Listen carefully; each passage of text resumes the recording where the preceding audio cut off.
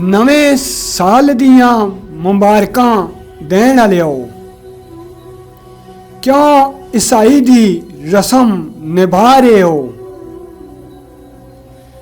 Bull दीन इस्लाम दा सबक असबाक कर गैरां नाल तुसां वफा रहे हो।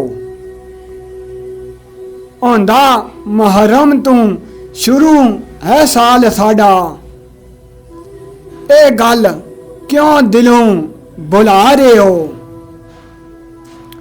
होया साल कम नहीं जिंदगी चूं,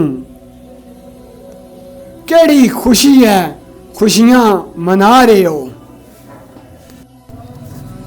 हिजरी साल रखना मुसलमान हाँ मैं,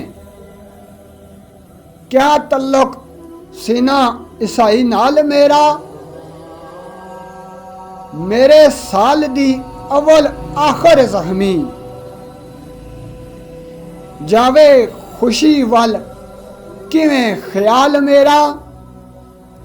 मुसलमानों खुदा दा वास्ता जे,